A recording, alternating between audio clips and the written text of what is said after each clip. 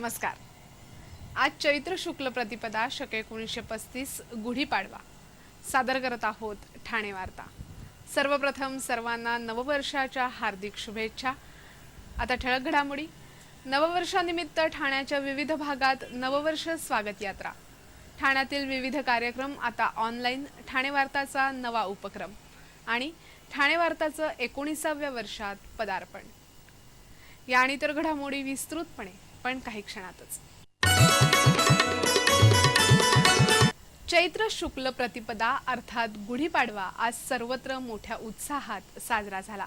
महाराष्ट्रात गुढीपाडवा हा 3.5 मुहूर्तांपैकी एक मानला जातो। शालिवाहन शकाचा प्रारंभ याच दिवसापासून झाला। शालिवाहन शक नावाच्या कुंभार समाजाच्या मुलानं याच दिवशी मातीचे सैनिक बनवून त्यावर पाणी शिंपडलं आणि त्यांना सजीव केलं। याच सैनिकांच्या मदतीनं त्यानं शत्रूंशी सामना केला। या विजयाप्रित्यर्थ शालिवाहन शकाचा प्रारंभ झाला। आजच्या झोपलेल्या चैतन्यहीन समाजाला जाग करण्यासाठी अशा शालिवाहनांची आवश्यकता आहे। गुढीपाडव्याच्याच दिवशी श्रीरामचंद्रांनी वालीच्या त्रासातून दक्षिणेच्या प्रजेला मुक्त केलं होतं। वालीच्या त्रासातून मुक्त झालेल्या प्रजेनं घरोघरी उत्सव साजरा करत गुढ्या उभारल्या होत्या। आजही महाराष्ट्रात घराच्या अंगणात गुढ्या उभारण्याची प्रथा प्रचलित आहे। त्यामुळे या दिवसाला गुढीपाडवा हे नाव मिळालं। घराच्या अंगणात उभारलेली ही गुढी विजयाचा संदेश देते। गुढी म्हणजे विजयी पताका। या दिवशी कडुलिंबाची पानं चावून खाल्ली जातात किंवा जेवताना कडुलिंबाचे चूर्ण करून त्यात काळी मिरी, मीठ, हिंग, जिरं आणि ओवा हे पदार्थ मिसळून खाण्याची ही पद्धत आहे। मंदिरात कडुलिंब आणि साखर प्रसादाच्या स्वरूपात वाटली जाते। कडुलिंब कडू असतो पण आरोग्यासाठी लाभदायी असतो। त्याचं सेवन करणारा नेहमी निरोगी राहतो। मंदिरात मिळणाऱ्या साखर आणि कडुलिंबाच्या प्रसादामागे मधुर भावना असते। जीवनात सुख दुःख कधीच एकटे येत नाहीत। सुखामागे दुःख आणि दुःखामागे सुख दडलेलं असतं। थोडक्यात हा उत्सव चैतन्यहीन मानवात चेतना भरून त्याच्या अस्मितेला जागृत करतो। नवसंवत्सराचा प्रारंभ भारतात चैत्र शुक्ल प्रतिपदेपासून होतो। नव्या वर्षाचा हा पहिला दिवस असल्यानं तो अतिशय पवित्र आणि महत्त्वाचा मानला जातो। चैत्र महिन्याच्या पहिल्या दिवशी ब्रह्मदेवानं सृष्टीची उत्पत्ती केली। संवत्सर म्हणजे ज्यात ऋतू महिने असतात। 12 महिन्यांचा काळ म्हणजे संवत्सर। संवत्सर 9 भागात विभागले गेले आहेत, पण प्रामुख्याने लोक चंद्र संवत्सर मानतात। चंद्र संवत्सराचा प्रारंभ शुक्ल प्रतिपदेला होतो। याच दिवशी सत्ययुगाचा प्रारंभ झाला असं मानलं जातं। भारतीय सम्राट विक्रमादित्यानेही आपल्या नावाचं संवत्सर आजपासूनच सुरू केलं होतं।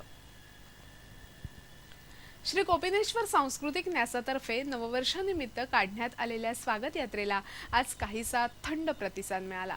स्वागत यात्रेचं हे 12वं वर्ष आहे। परंपरेनुसार मासुंदा तलाव येथील छत्रपती शिवाजी महाराजांच्या अश्वारूढ पुतळ्यास पुष्पहार अर्पण केल्यावर या स्वागत यात्रेला प्रारंभ झाला। प्रथेप्रमाणे स्वागत यात्रेच्या मध्यभागी महादेवाची पालखी होती। यावर्षी स्त्री सन्मान, स्त्री जागृती आणि स्त्री संरक्षण हा संदेश स्वागत यात्रेतून देण्यात आला। गेल्या वर्षीच्या तुलनेत यंदा ठाणेकरांचा उत्साह कमी दिसला। गेल्या वर्षी चौकाचौकात कमानी, रांगोळ्या काढण्यात आल्या होत्या। त्या तुलनेत यंदा मात्र असं दृश्य फारच कमी ठिकाणी पाहायला मिळालं। ठाणेकर पारंपरिक वेशभूषेमध्ये या स्वागत यात्रेत सहभागी झाले होते। पालखीच्या अग्रभागी ठाण्यातील विविध शाळांमधील स्काउट गाईडचे विद्यार्थी सायकलीवरून सहभागी झाले होते। लेझिम पथक तसंच विविध विषयांवरील चित्ररथ या नववर्ष स्वागत यात्रेत दिसत होते। इमारतींच्या गच्च्या, गृहसंकुलांची आवारं, चाळीचे मजले, चौक अशा विविध ठिकाणी स्वागत यात्रा पाहण्यासाठी लोकांनी गर्दी केली होती। मध्ये मध्ये काही ठिकाणी स्वागत यात्रा विस्कळीत झाल्याचं दिसत होतं। ठिकठिकाणी स्वागत यात्रेवर पुष्पवृष्टी करून या यात्रेचं स्वागत केलं जात होतं।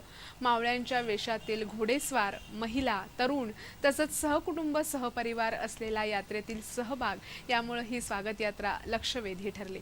कोपिनेश्वर मंदिरापासून सुरू झालेली ही स्वागत यात्रा सिद्धिविनायक मंदिर, रंगोबापूजी गुप्ते चौक, समर्थ मंदिर, सेंट जॉन बाप्टिस्ट हायस्कूल, दगडी शाळा, गजानन महाराज चौक, 3 पेट्रोल पंप, हरिनिवास, नौपाडा दूरध्वनी केंद्र, गोखले रस्ता, समर्थ भांडार, राम मारुती रस्ता मार्गे ही स्वागत यात्रा पुन्हा कोपिनेश्वर मंदिरात आली। या मुख्य स्वागत यात्रेशिवाय कळवा, खारेगाव, ठाणे पूर्व, वसंत विहार, ब्रह्मांड आणि घोडबंदर, कासारवडवली या भागातूनही उपयात्रा काढण्यात आल्या होत्या।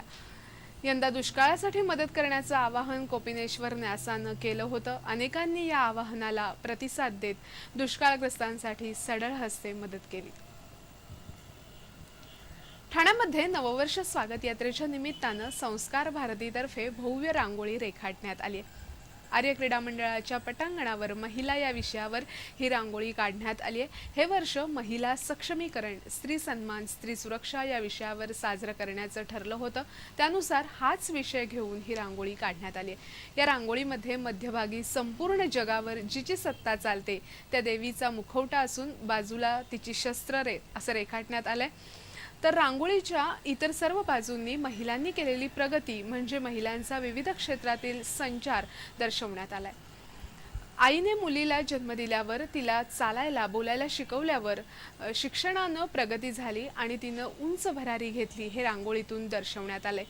पर्यावरणाला बाधा येऊ नये म्हणून रांगोळीचा कमी वापर करून मिठाचा वापर करण्यात आलाय।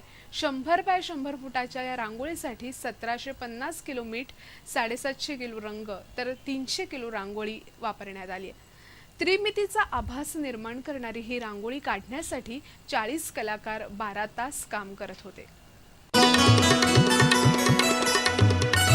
यावर्षी नववर्ष स्वागत यात्रेच्या पूर्वसंध्येला आकाशात कंदील सोडण्यात आले। नववर्ष स्वागत यात्रेच्या पूर्वसंध्येवर आकाशात सोडण्यात आलेले हे कंदील नववर्ष स्वागत यात्रेचं एक आगळं-वेगळं वैशिष्ट्य ठरलं। कागदाचे हे कंदील त्यात दिवा ठेवल्यानंतर आतील हवा तापून ती हलकी होते, त्यामुळे हे कंदील आकाशात 400 फुटापर्यंत उंच जातात। असे अनेक कंदील यावेळी आकाशात सोडण्यात आले। दिवा पेटवलेले हे कंदील आकाशात कसे जातात हा मोठा उत्सुकतेचा विषय ठरला। यामुळे कंदील आकाशात सोडण्याची प्रक्रिया पाहण्यासाठी ही गर्दी झाली होती। आकाशात उंच गेलेले हे कंदील अतिशय नयनरम्य दिसत होते। ठाणेकरांनी गुढीपाडव्याच्या पूर्वसंध्येवर नयनरम्य दीपोत्सव आणि आकर्षक रांगोळ्यांच्या रंगोत्सवानं नववर्षाचं स्वागत केलं। मासुंदा तलावासभोवती साजरा झालेला हा आगळा वेगळा दीपोत्सव पाहण्यासाठी स्त्री पुरुषांनी एकच गर्दी केली होती। श्री कोपिनेश्वर सांस्कृतिक मंडळातर्फे गुढीपाडव्याच्या पूर्वसंध्येला मासुंदा तलावाभोवती नयनरम्य दीपोत्सव साजरा करण्यात आला। ठाणेकरांनी प्रत्यक्ष सहभागी होऊन त्याला उत्स्फूर्त प्रतिसाद दिला। तलावाच्या मध्यभागी असलेले शिवमंदिर हजारो पणत्यांच्या मंगल प्रकाशानं उजळून निघालं होतं। तलावाच्या सभोवती देखील पणत्या आणि मेणबत्त्या लावण्यात आल्या होत्या। तलावाच्या मध्यभागी गोलाकार तेवत असलेल्या दिव्यांचं पाण्यात दिसणारं प्रतिबिंब रात्रीच्या काळोखात मनमोहक आणि आल्हाददायक दिसत होतं। दीपोत्सवाच्या पाठोपाठ बिन आवाजाच्या फटाक्यांची रंगीत आतिषबाजी अवकाशात सुरू झाली। खाली हजारो पणत्यांचा मंगल प्रकाश तेवत असतानाच विविधरंगी प्रकाशानं अवघं आकाश उजळून निघालं होतं। तांबड्या, पिवळ्या, निळ्या आणि केशरी रंगाच्या रंगोत्सवाची उधळण आकाशात पाहताना ठाणेकर आनंदात न्हाऊन निघाले। तरुण तरुणींनी आणि बच्चे कंपनीनं या दीपोत्सवात पुढाकार घेतला। मासुंदा तलावाच्या परिसराप्रमाणेच ठाणे पूर्व, ब्रह्मांड, वसंत विहार, कळवा, सिद्धेश्वर तलाव परिसर, भंडाराळी आणि कोलबाड या भागातही असाच देखणा आणि नयनरम्य रोषणाईचा दीपोत्सव साजरा झाला। ठाणे शहरातील काही देवळांमधूनही मोठ्या संख्येनं पणत्या लावून दीपोत्सवानं नववर्षाचं स्वागत करण्यात आलं। दिव्यांच्या रोषणाईनं तेजोमय झालेले ठाणे पाहण्यासाठी मोठ्या संख्येनं लोक घराबाहेर पडले होते। गुढीपाडव्यानिमित्त खरेदी करण्यासाठी बाहेर पडलेले ठाणेकर, दीपोत्सवासाठी जाणारे ठाणेकर यामुळे काल ठाण्याच्या विविध भागात मोठी वाहतूक कोंडी झाल्याचं दिसत होतं। ठाणे वार्ता आता लवकरच वेब टीव्ही पोर्टल सुरू करत असून या पोर्टलवर ठाण्यातील अनेक कार्यक्रम ऑनलाईन पाहता येतील।